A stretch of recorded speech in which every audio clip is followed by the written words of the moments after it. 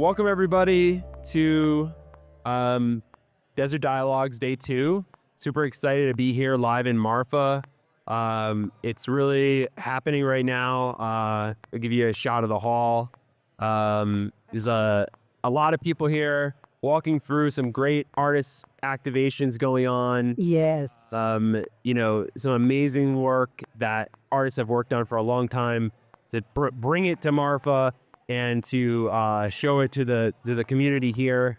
And it's awesome that, I've been able to do my artist activation, which is actually a live stream show. So talking to other artists and collectors and curators and everybody that's come here out to Marfa and had the ability to broadcast it out live to the community. So It's I want to cool that you are doing it. thank you. Yes. I know. Your setup is amazing. Yes, the setup is so cool. Very amazing. Very, very, very nice. So I am joined here by two amazing generative artists. And maybe you guys can both just introduce yourself with a quick introduction. Cool.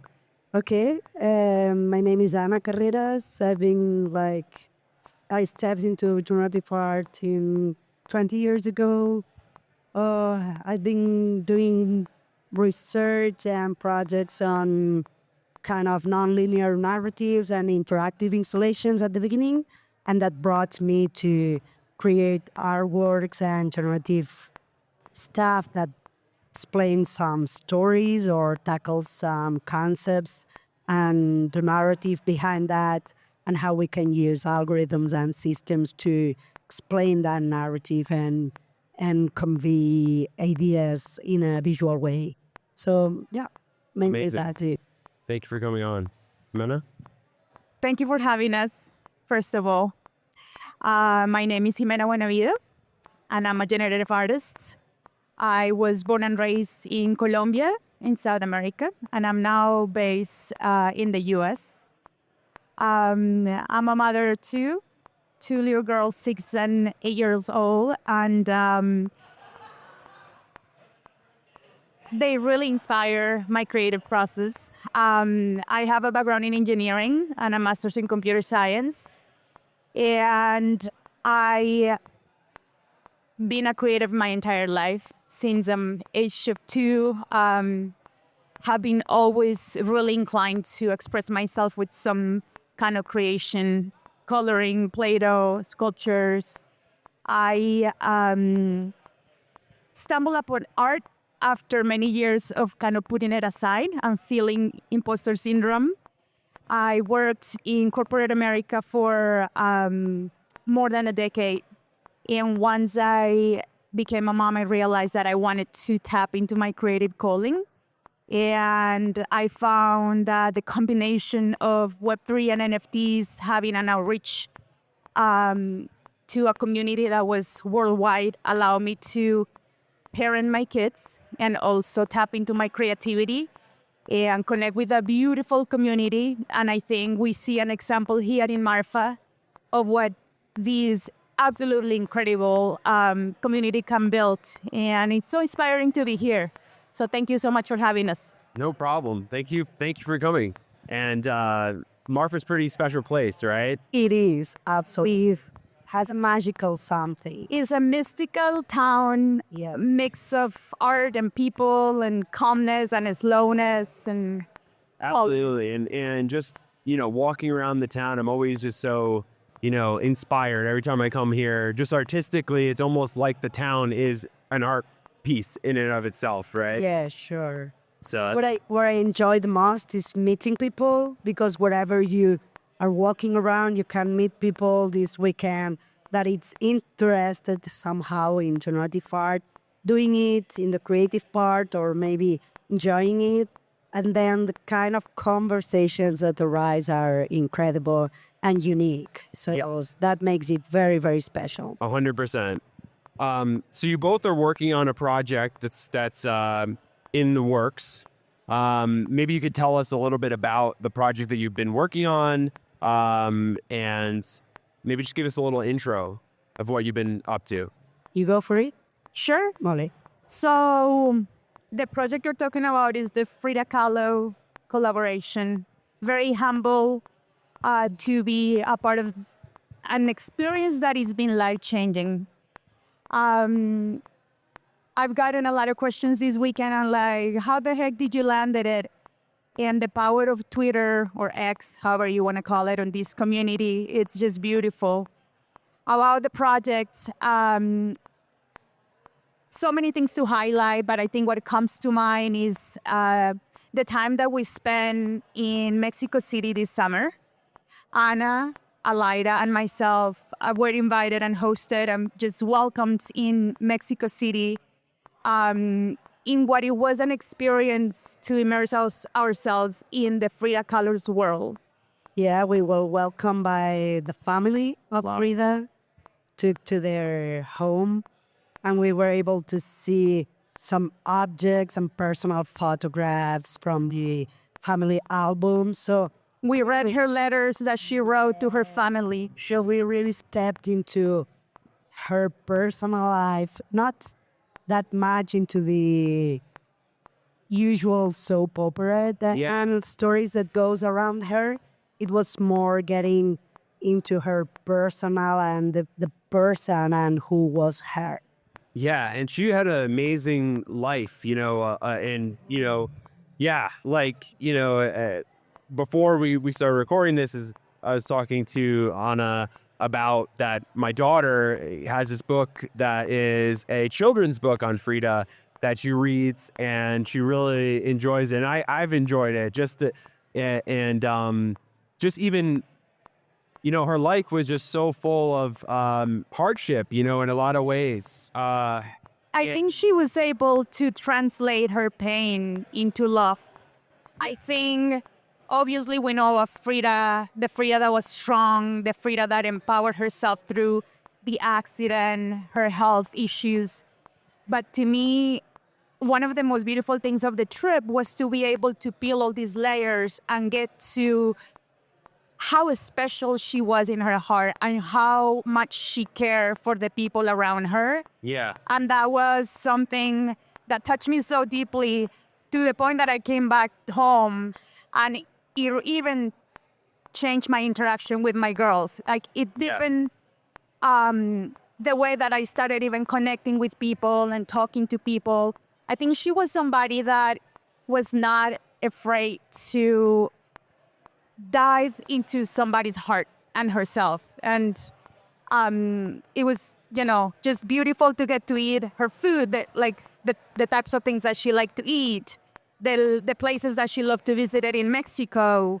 Yeah, I think we grasped that idea of, it was for me too, this idea that, okay, even if she went into tough situations, she was able to manage to bring her art as an escape or as a catalyst of everything she was going on and being creative in a way to just feel good and feel free and feel empowered. So that was really grasping that slight things were really, really nice. I know, and her work is so it's amazing. There's nothing you could say that's less than that. But also it's interesting when I look at her work because some of it is just very beautiful, and I think it's kind of follows maybe the traditional kind of aesthetics. But then there's a lot of it that is very weird, and it's. I think I would describe her work as very cathartic. Yeah. And that was the experience also. We got to see the museums, and one of the artifacts that I remember the most is the bed where she spent time, and it was adapted so that there was a mirror on the top so she could paint herself, even being in bed. Yes. Same thing on a wheelchair. They designed a wheelchair where she had an easel so that she could also paint. So many lessons from her, but I think the ability to push through pain and still follow her creativity and still follow the passion that she had to find freedom of thought and freedom to feel. Yeah, and passion, I think it's a night at the word because everything felt really passionate and very from the inside, from like Yeah. feelings and like really, really, really deep inside, loving people around, close connections to family and friends. And animals. Yes. Yeah. Yeah, she had an amazing just heart, I think, like generosity. We saw also that she had some sort of like a charity system where like she was helping families in need at some point and giving, just helping her community. Yeah. They're inspiring. So how did it feel when you started this project to know that, okay, you have to, you're going to be working, and the family is involved in this, and you're going to Mexico City and learning more about Frida's life.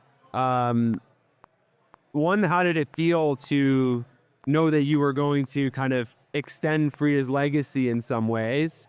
And then two, how did it feel, as far as, did the ideas come right away to you, like as soon as you started thinking about it? Or did it take some time? It took time and it's been tough. I'm so nervous for this project. It's more like being in dialogue and bringing some of her passions or her thoughts or her, I don't know, life into contemporary art world. And that dialogue and that conversation, it's like, okay, it goes farther because she was so implied with the community, as Jimena was mentioned, with the culture in Mexico, that it means that the dialogue must be extended to like Mexican culture, maybe some ancient cultures there and everything. So it's like, wow, digging in that and trying to establish that dialogue, it has been hard for me, I must say, yes. I think for me, I've gone through cycles. First, I was shocked. Huge responsibility. Yeah. We know historically what she represents worldwide for the art world, and it felt scary at first. But I have had the time to sit with the work and the code and go through many iterations for months and months and months. I have come to a place of realizing that she was not afraid to be herself and express herself. And if she wasn't, I think that's a lesson for me as well, to embrace these projects with the same like empowerment, confidence, and humility. And it's been just a beautiful experience. It's also, I do have to say that to be able to share this experience with two artists that I love and respect, such you and Alida, it's beautiful. Yes, it's amazing. And how did you find, because Frida, she's a painter. How did you start to think about translating that into generative art? It's not like you're going from painting to painting, right? You're having to, translate paintings into generative art and systems. Mm-hmm. How did you go about thinking about that? In my case, I wanted to bring really deep and dig into the medium. So I'm not going to represent something or trying to mimic some of her painting styles or whatever. I would love to bring really generative art medium and systems and talk about this experience from the inner soul of our own medium and our contemporary practice. So where I was digging is like, okay, how I can build some systems that have these kind of layers and layers of subtle drawings or small things that can talk about how many layers in her personality and life were there, and how we can connect the past, the who she was, and the future through something visually that can explain and give us this idea and the narrative of what I felt when I was there and how I felt inspired by her work and her life. So yeah, that was my approach, like going into the medium, the intrinsic, well, it's super difficult to pronounce, intrinsic characteristics of what we can do with systems, with code, and with the generative medium, and trying to bring the narrative by layering some of these ideas and concepts. How about you, Jimena? Very similar. My goal wasn't to replicate her work. My goal has been to, I think, transmute the beautiful experience of getting to know more about her and using all the symbolisms and her feelings really towards life into my work. And one of the, I think, biggest concepts for me that I'm trying to portray on the project is the fact that she was somebody that did not follow a grid. And so I'm using grids actually on my project to remind ourselves of like that very lesson of stepping outside of the lines and bringing, the love that she wrote, like in letters, in the places that she visited, in the just beautiful culture of Mexico, with the colors, the vibrancy, that passion, that energy into the work. So yeah, I'm with Anna. That wasn't trying to like replicate exactly what her paintings were. I'm just doing more like an expression of my own interpretation of what this experience has been. Sure. That's great. Yeah, I must say that going into this direction, I will be like creating some digital art, but then the prints will be augmented by hand, but doing some interventions on it. So it's like even another layer of giving kind of adding to the narrative and to the deep, and not understanding, but getting in dialogue with her life and her passion and her culture. That's great. So when is this project, you think, going to be released or finished, or is there a date for that? Jimena has it. I think we're still kind of trying to like get into the details, but I think around December we're gonna start, releasing it. I think it's gonna have layers, sort of stages. Yes. But right now, I encourage everybody to follow our socials because we're sharing snippets of what the experience has been. So there is videos and photos and just thoughts that we're sharing, just to kind of bring people into what this experience has been. And is it been determined if it's going to be a long form project? Is it going to be one of ones? What's the format? I think it's a long form. Okay. Yes. Great. Every artist is creating a long form. I think Jimena will be the first one starting. Yeah. I think for me, art is for everybody. And I think if you look at my kind of journey in like Web3, I try my best to make art affordable. I come from blue collar family. We didn't have, enough to kind of access purchasing art and things like that. And so it's very important for me to be inclusive. And I think we're going to follow kind of those lines also to make this project accessible as much as we can. It's amazing. Yeah, sounds really. It's great. So thank you both for coming over and talking about this. Sounds like really exciting, and I can't wait to see the final outputs.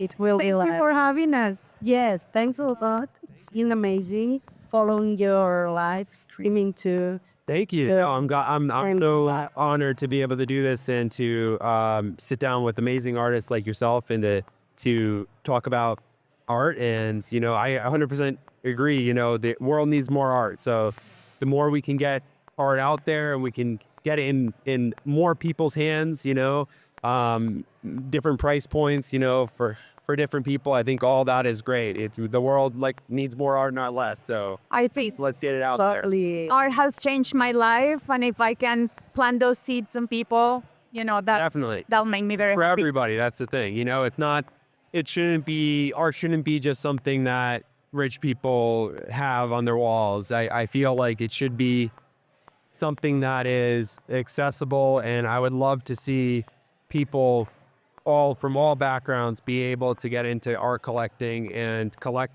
And I think that's what generative art allows us to do, And right? digital art, you can always write, connect, save. So Totally. That's something that everyone it was enjoy. really I posted on X I think last week about that, and it just kind of came to my mind was that all this blockchain art is really by its nature public art, Yes. like Agree. which is kind of amazing because for the whole history it's like people Everyone make can art. enjoy. Everyone can enjoy it. And then Look at it's this. if it sells for a lot of money, it goes into a collector's a house or museum, or it gets raided away in Switzerland, and no one ever sees it unless a museum picks it up. But it's amazing in this space of the fact that even the most expensive collections are accessible and everyone can do that. Yes, you can enjoy them, and then you even can collect and support artists doing that and spreading art. Yeah, and So that's an amazing. it kind of crystallized in my mind, and I think the collectors in this space and that are supporting artists are really doing a service for the world, really, by supporting artists, because they're allowing for more art to get out there, which is in the format we're releasing is public art, right? So I also think that if we can inspire other artists to also join the space and realize that you just kind of have this audience of people around the world that are interested in you as an artist and support you, that would be another amazing milestone. Yeah. To have more artists joining us and learning code and more women learning code and all these 100%. amazing things. Yeah, and I think that's amazing, and I think, I never thought when I learned to code that, because I learned to code just kind of more. I actually taught myself. I wasn't really classically trained in that way, but I never thought that you could learn to code through art. But it's now I totally know that you can. Yes. And it's a great path. It's an amazing path because it's like a different one. Yeah. Not the, I don't know. Don't start with data structures and algorithms. You could just start. And that's the thing with a lot of that of programming and all this stuff is that learning anything, I think, if you can get someone making something, whether it's an app, whether it's art, whether it's anything, music, if you're learning music, you get them to experience the act of creation, which is going to get them more motivated to continue. 100%. And everyone can find their own path to learn how to learn more and get inspired and get creative. Learn even more. Yeah. And I tell you a beautiful quote unquote side effect of this project, which is I've been working on it for months and months and not showing really anyone except my two little girls, 6 and 8 year old, and huge imposter syndrome at the beginning. The first time I show them the work, they are like, "You can paint lemons with code? You can do all, letters?" And my 8-year-old is, "I'm ready to learn how to code, Mom." So as a side effect of the project, I've been working on a little course on how to code or how to teach an 8-year-old that doesn't really know yet, mathematics to a deeper level, how to code. So we can inspire others to also get curious about how do I teach myself? The world is so open now with ChatGPT and YouTube learning. 100%. I have a 1-year-old and a 4-year-old, so they're not that age yet. But when they do get a little older, I totally think back to how, in school they kind of taught me, and I think I would just want to tweak it for them, and make sure that I think it's really important, especially with math and things like that, to not just give formulas and that type of thing. Have people start building things, you know? Yes, See, let they them be creative so they find their own way. Exactly. Yeah. Because, you know, like, it's funny, like, I remember back and I remember trigonometry. I just hated trigonometry and I never wanted to learn trigonometry. But, you know, I remember there was a hackathon I went to maybe, I don't know, it was a while ago, 10 years ago. And the team I got on, we decided we wanted to build a Nerf sentry gun, like with the like the Nerf, meaning the like Hasbro toy, like, you know, it's a toy. I don't know if you ever seen, you know what I'm talking about, but No. yeah, it's basically like a toy sentry gun, but it's electric. Okay. So it has a motor in it to shoot the darts, the foam darts. Okay. But you know, one thing we did is we ended up taking Xbox Connect and hooking it up to skeleton tracking data. Yes. And Remember that. and then like mounting a, you know, a basic gyroscope sensor on top of the sentry gun, and right there, that's trigonometry to line up, you know, the skeleton tracking data to there. I learned it like that, you know, like, it's like Your opportunity, you know, like, exactly, I want to make this. Oh, I need to learn that. no problem. Okay, no So problem. that I just think like maybe that's not everybody. Maybe certain people are more, but for me, I know, and people, you know, like me, like I know that's how I have to learn something, is I have to know, okay, I want to build something, and then, okay, that's why I need that bit of math, or I want to do some art. And I think in generative art that happens a lot, is you have to, you know, okay, I kind of have this idea in my head, but oh, I need to learn the math, or I need to know the technique. My 6-year-old had the perfect sentence, and she said, "The art guides you to do the next art piece." Yes. Yeah. I'm teaching at university, and I can't tell you that my students start like, I'm teaching generative art to them, how to code it, and they start being afraid of code and the mathematical part, and it's like, no. Yeah, no. It's not that hard. One, you have the motivation and you want to do something and create a project and to draw something, then the rest drives you because you get involved, you get motivated. Yeah, you do, and on that note too, it's, you know, I think a lot of, especially generative art, there's always a temptation that to kind of reduce the art to technology or the mathematics, or like how, you know, technically advanced something is, and like you, which I think is really cool, like to see as like an artist. But I think it's important that, you know, some really great projects like in generative art can be simple. They don't have to be super technical. Totally agree. It's like you don't need a super technical background or a super technical code to create something that it's visually meaningful and can relate to the audience, or relate and tell stories and have a narrative. So yeah, that's the point. Just get people inspired. It's not a tech demo. It's it's an art piece. It's an art piece.